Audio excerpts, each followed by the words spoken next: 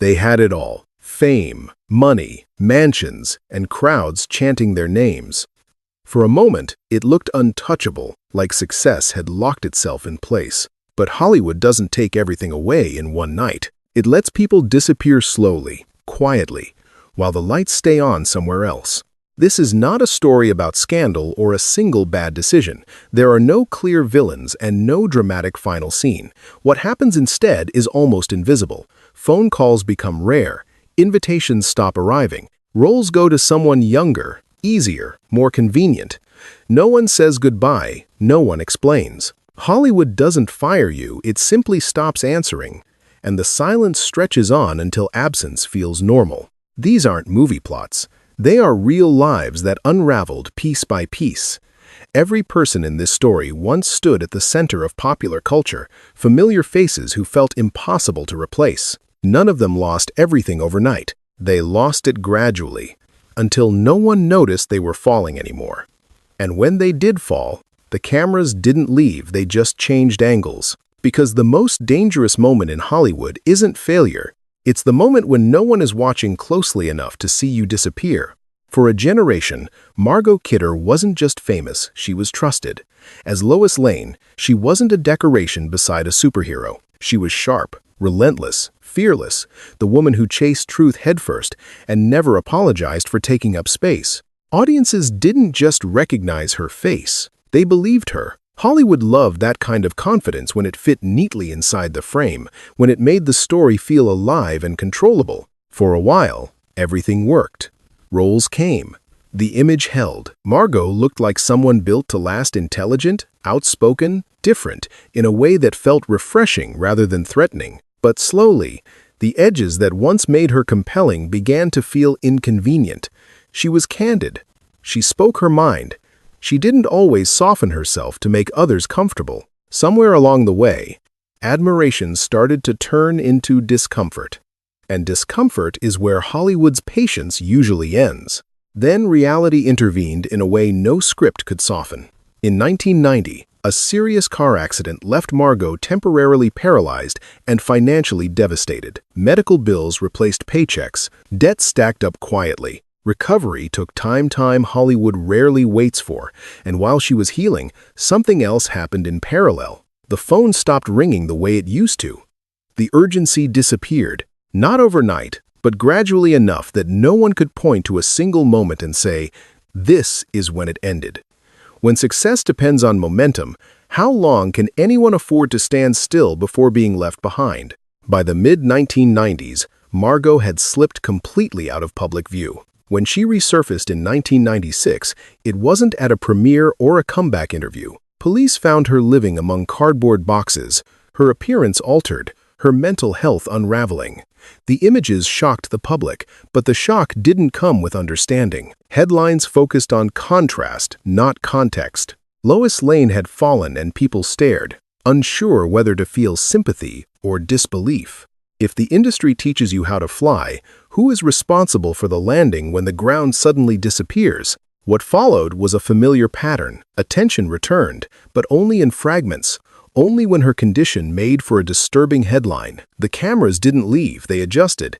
Margot became an object lesson, a cautionary image stripped of the years that led there. Few asked how long she had been struggling before anyone noticed, or how many doors had already closed by the time the story became interesting again. Margot eventually moved to Montana, far from studios and spotlights. She became politically active, found moments of clarity, and reclaimed pieces of herself that had nothing to do with box office appeal. There was no triumphant comeback, no redemption arc polished for television, just a quieter life, lived outside the system that once defined her. She passed away in 2018. Largely absent from the industry that had built her image, and then stepped aside when it became inconvenient. The irony is impossible to ignore. The woman who once soared across screens beside Superman didn't collapse because she was weak. She collapsed because when things went wrong, she was left alone. And the hardest question isn't how far Margot Kidder fell, it's how long she was falling before anyone bothered to look down. Haim became famous before he ever had a chance to become safe. In the late 1980s, His face was everywhere: movie posters, magazine covers, bedroom walls filled with taped-up dreams. Films like Lucas, License to Drive, and The Lost Boys turned him into something more than a young actor. He became a symbol of youth itself, packaged and sold at full speed. While other children were learning who they were, Corey was learning how to perform, how to smile on cue, and how to belong to an industry that never slows down for anyone, least of all a child. What the image concealed was how exposed he truly was. Long hours blurred into adult spaces, boundaries were thin, supervision inconsistent, and silence often felt safer than speaking up. Years later, people around him would hint that things happened which should never happen to a child, but at the time, looking away was easier. When a young star becomes profitable, the question is no longer whether something is wrong, it becomes whether stopping it would cost too much. And when everyone benefits, who is willing to listen to a kid who doesn't yet have the words to explain what he's losing? As Corey grew older, the attention that once surrounded him began to thin, not violently, not all at once, it simply drifted away. Hollywood found newer faces, cleaner narratives, easier investments. The boy who had once carried box offices on his shoulders was left carrying expectations without structure, memories without protection. Substances, introduced far too early, became a way to numb what never had space to heal. The industry didn't step in. It rarely does once the return on investment fades. By the early 2000s, the contrast was devastating. Corey was no longer living the life people remembered. He was living in a garage with his mother, struggling to survive on what little remained. At his lowest, he tried to sell pieces of himself, online strands of his hair, even a tooth desperate gestures that turned private pain into public spectacle. Some laughed, some shook their heads. Very few stopped to ask how far someone has to fall before even their own body becomes currency. When Corey Haim died in 2010 from pneumonia, the final cruelty arrived quietly. His family could not afford his funeral and had to ask for public donations. Tributes followed, retrospectives appeared, kind words surfaced at last, but they came too late to matter. The child who had once been adored by millions spent his final years fighting alone, watched only when his suffering became visible enough to be consumed. If Hollywood profits from youth, what responsibility does it carry when that youth grows up broken and no one is left to notice until it's over? Bobby Driscoll was raised inside a fantasy before he ever learned how the real world worked. As a child, he became Disney's ideal creation, talented, obedient, photogenic, and endlessly marketable. He starred in major films, won a Juvenile Academy Award, and became the voice of Peter Pan, the boy who promised the world that growing up was optional. To audiences, Bobby wasn't just a young actor. He was innocence itself, preserved on film, frozen in time, and Disney built an empire on that illusion. What no one prepared him for was what would happen when the illusion broke. Puberty arrived quietly but decisively. His face changed. Acne appeared. The image no longer matched the fantasy, and just like that, the magic was gone. Disney didn't ease him out. There was no transition, no mentorship, no plan for life beyond childhood stardom. The studio that had controlled every aspect of his early life simply let go. Approval, which had once been constant, vanished without explanation. If a child's value exists only as long as they remain unchanged, what are they supposed to become once change is unavoidable? Bobby tried to stay. He wanted to act. He wanted to belong to the world that had raised him, but Hollywood had already decided it was finished with him. Doors that once opened automatically were now locked. Casting calls dried up. The phone stopped ringing. The industry that had given him an identity offered no replacement when it took that identity away. Without structure, without guidance, and without the fame that had defined him, Bobby drifted into adulthood, carrying nothing but the echo of a childhood that no longer counted. The fall wasn't dramatic. It was slow, humiliating, and largely invisible. Bobby struggled with substance abuse and petty crime, not as rebellion, but as survival. The boy who once embodied Disney magic was now a problem no one wanted to deal with. There were no headlines chronicling the decline, no concerned retrospectives. He wasn't even a cautionary tale, yet just another former child star slipping through cracks that had been there all along. By the late 1960s, Bobby Driscoll was living in New York, broke, isolated, and completely detached from the life people remembered him for. He had no steady work, no safety net, and no place in an industry that had already replaced him decades earlier. In 1968, his body was found in an abandoned building. He was 31 years old, the death barely registered. There were no major tributes, no public reckoning.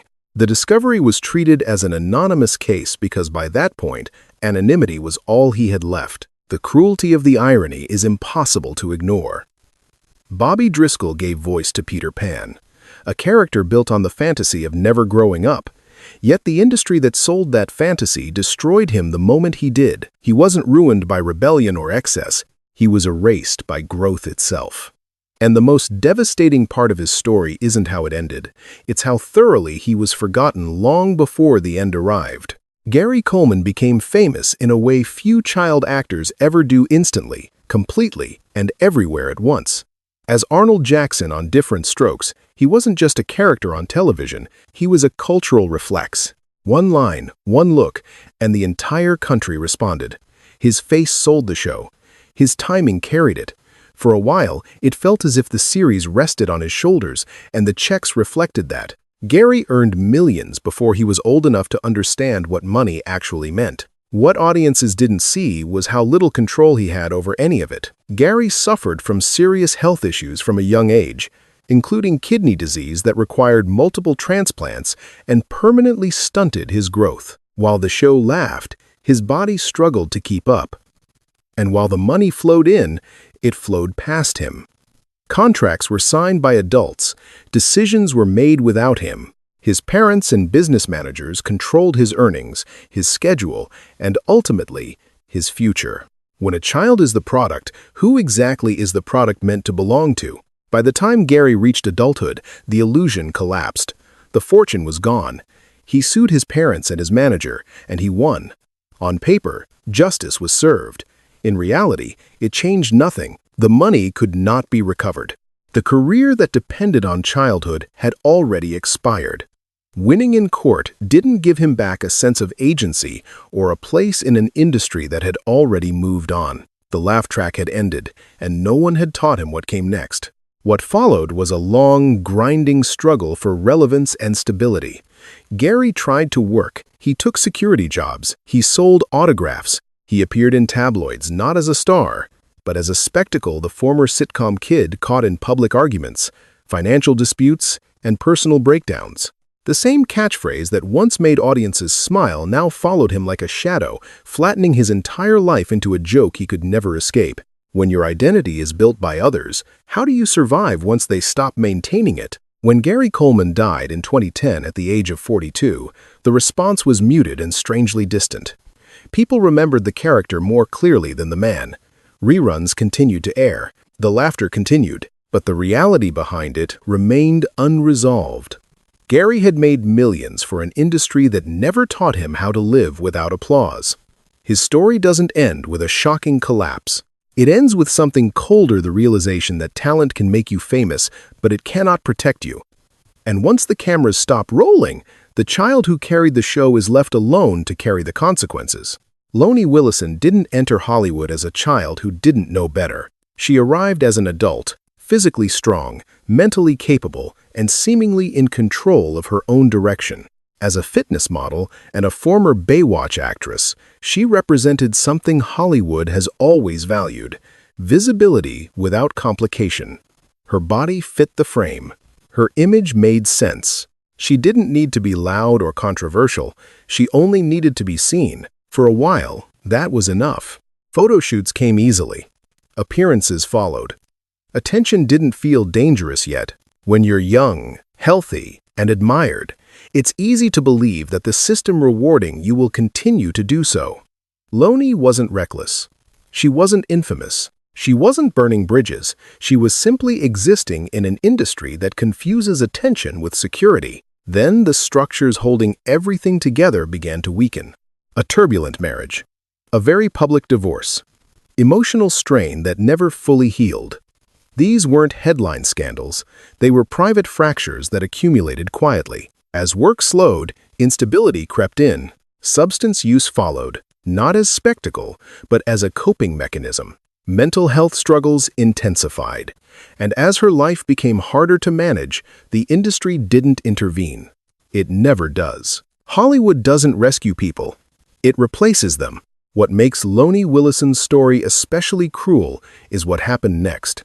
She didn't vanish. She stayed visible, just not in the way she ever chose. When paparazzi photos began circulating of her living on the streets of Los Angeles, pushing a shopping cart, sunburned, missing teeth, wearing the same clothes day after day, the internet reacted instantly.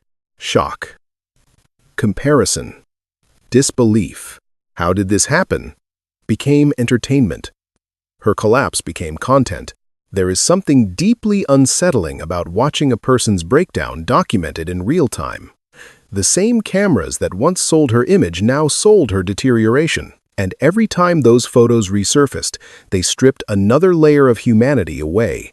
No context, no compassion.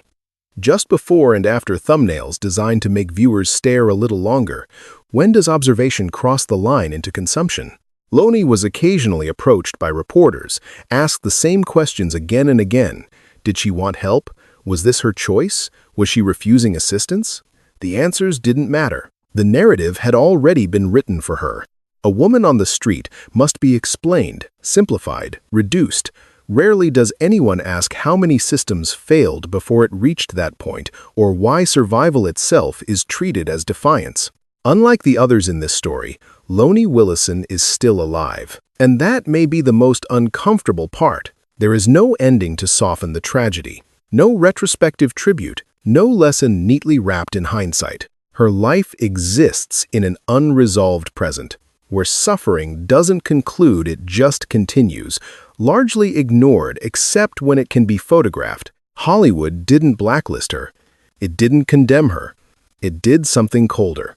It stopped seeing her as a person and kept seeing her as an image, even in ruin. Her body was once valuable because it symbolized strength and beauty. Now it is valuable only as proof that those things are temporary. Loni Willison's story isn't about fame lost overnight. It's about what happens when an industry trained to extract value from appearances has no language for care, no patience for recovery, and no responsibility once the image no longer performs. When the spotlight moves on, it doesn't disappear. It simply leaves you standing in the cold, fully visible, and completely alone. Jean Seberg didn't fail Hollywood. Hollywood turned against her. She arrived with everything the industry claimed to admire: beauty that felt effortless, intelligence that came through in silence, and a screen presence that didn't beg for attention. When Breathless made her an international icon, Jean wasn't just famous. She was modern. European cinema embraced her as a symbol of something new, something freer, something less artificial than the studio-made stars of the past. For a moment, she belonged to the future. That made her dangerous. Jean was outspoken, politically aware, and unafraid to align herself with causes Hollywood preferred to keep distant. Her support of civil rights movements, including financial contributions to Black activist groups, quietly placed her under surveillance. What followed was not rumor or paranoia. It was documented reality. The FBI, under J. Edgar Hoover, began monitoring her, compiling files, tracking her movements, and eventually targeting her through a campaign of deliberate psychological pressure. The most devastating blow wasn't legal, it was personal. False information was planted in the press, suggesting that Jean's unborn child was fathered by a Black activist. The story spread quickly. Headlines did what they were designed to do: humiliate, isolate, and provoke. Jean gave birth prematurely. The baby died 2 days later. At the funeral, the open casket was used to disprove the rumor. Imagine that moment, a mother forced to turn her child's death into evidence just to reclaim her own dignity. After that, something inside her fractured permanently. Jean became increasingly withdrawn, anxious, and emotionally unstable. Hollywood didn't defend her. It distanced itself. Roles slowed. Trust evaporated. Friends grew cautious. She moved between countries, relationships, and identities, trying to outrun the shadow that followed her everywhere. Depression deepened, suicide attempts followed, hospitals replaced film sets, medication replaced scripts. The woman once seen as the face of a new cinematic era was now treated as a liability. What makes Jean Seberg's story unbearable is how clearly it reveals the power imbalance. She wasn't destroyed by excess or recklessness. She was dismantled by institutions that understood exactly how to apply pressure without leaving fingerprints. By the time she was found dead in Paris in 1979, officially ruled a suicide, the narrative had already shifted. Troubled actress, fragile woman, tragic ending. The machinery that broke her never appeared in the headlines. Jean Seberg didn't lose her mind because she was weak. She lost it because she was watched, manipulated, and isolated until reality itself became unstable. Her story is not just a Hollywood tragedy, it's a warning about what happens when fame intersects with power, and the system decides that a woman's voice is more dangerous than her silence. Randy Quaid didn't collapse quietly. He unraveled in public slowly, painfully, and in full view of an industry that chose to step back and let it happen. For years, Randy was respected. Not a tabloid star, not a pretty face, but a serious actor trusted with complicated roles. He earned an Academy Award nomination, worked with major directors, and built a career on being solid rather than flashy. He was never Hollywood royalty, but he was reliable, and in this industry, that used to mean something. Until it didn't. As time passed, Randy became increasingly isolated. Paranoia crept in, not as a dramatic break, but as a steady erosion of trust. He became convinced that shadowy forces within Hollywood were conspiring against him, stealing his money, sabotaging his career, trying to erase him. He spoke openly about being targeted, monitored, and hunted. To outsiders, it sounded delusional. To Randy, it felt like survival. What makes his story difficult is that no one stepped in early enough. Instead of intervention, there was distance. Studios stopped calling. Colleagues went silent. Friends didn't challenge him, they withdrew. Mental illness doesn't explode all at once. It isolates first.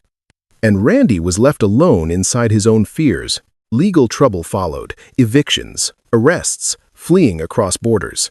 At one point, Randy and his wife were living in cars, motels, abandoned properties, effectively homeless, drifting, untethered from any stable life. The man who once worked inside Hollywood's machinery now believed that machinery was actively trying to destroy him. Whether every fear was real is almost beside the point. What matters is that Randy Quaid needed help and instead received labels: unstable, difficult, unreliable. Hollywood has always been quick to diagnose a problem when it no longer wants to deal with a person. And once that label sticks, support disappears. There is no neat ending here. Randy didn't die young. He didn't disappear overnight. His story is more uncomfortable than that. It's about what happens when mental illness meets an industry that treats discomfort as contamination. When a person becomes too complicated to insure, too unpredictable to manage, too inconvenient to care for. Randy Quaid wasn't destroyed by scandal or addiction alone. He was undone by isolation and by the moment Hollywood decided that stepping away was easier than stepping in. Sylvester Stallone didn't fall into homelessness after fame faded. He entered Hollywood already broken, already invisible, already living the version of failure that most people never talk about once success arrives. Long before Rocky became a myth, before statues and speeches and inspirational montages, Stallone was a man without money, without stability, and without anywhere safe to sleep. He wasn't struggling in a poetic, cinematic way. He was struggling in the most literal sense, counting coins, missing meals, and learning how cold a city can feel when no one knows your name. By the early 1970s, Stallone had been evicted from his apartment and drifted between bus stations, public shelters, and forgotten corners of New York. He blended into crowds that never expected him to escape. The humiliation wasn't dramatic, it was quiet. No applause, no witnesses. Just the slow realization that talent means nothing when survival is the only goal left. Hollywood didn't reject him with cruelty, it ignored him completely. which is often worse. The most devastating moment of that period didn't involve casting calls or auditions. It involved his dog. Desperate for food and completely out of options, Stallone sold his beloved dog Butkus for $40 outside a liquor store. Years later, he would admit that it felt like selling part of himself. Not a metaphor, not a lesson, just a man choosing between love and hunger. Hollywood loves stories about sacrifice, but this one wasn't inspiring. It was brutal. Then came Rocky, not as a dream fulfilled, but as a final gamble. Stallone wrote the script in a matter of days, driven less by hope than by fear. Studios wanted the story, but not him. They offered money, real money, if he would step aside and let a safer, more bankable actor take the lead. For someone who had recently slept on the street, that offer could have meant security, food, and survival. He refused anyway, not because he believed in destiny, but because giving up that role would have erased the last proof he had that he mattered. When Rocky succeeded, the world rewrote Stallone's story into a clean narrative about perseverance and triumph. What rarely gets mentioned is what success didn't erase. The fear stayed. The memory of being disposable stayed. Stallone has spoken openly about never feeling fully safe, even at the height of his fame, because once you've been homeless, once you've been invisible, you never truly believe the ground won't disappear again. Stallone survived homelessness. But survival doesn't mean forgetting. It means carrying the knowledge of how quickly everything can vanish, how thin the line is between applause and silence, and how easily a person can be erased when the industry decides they are no longer useful. His story doesn't end in tragedy, but it ends in awareness, the kind that never leaves you. These stories aren't shocking because of how they ended. They're devastating because of how normal they were. None of these people disappeared in a blaze of scandal. Most of them didn't make one catastrophic mistake. They were used when they were useful, admired when they fit the image, and quietly discarded when they didn't. Hollywood knows how to create legends. What it doesn't know how to do is take responsibility once the legend stops being profitable. The industry didn't forget these people. It finished with them. Their films still play. Their faces still live on screens and posters. Nostalgia keeps making money long after their lives fell apart. And maybe that's the most uncomfortable truth of all. Fame doesn't disappear when someone collapses. It simply detaches and keeps going. If these stories made you uncomfortable, that reaction matters. If one of these lives stayed with you longer than the rest, say their name in the comments, not as gossip, as remembrance. And if you believe these stories deserve to be told with honesty instead of spectacle, consider liking the video and subscribing. Not to celebrate tragedy, but to keep these stories from being forgotten again. Because the real tragedy isn't losing fame. It's realizing it was never protection to begin with.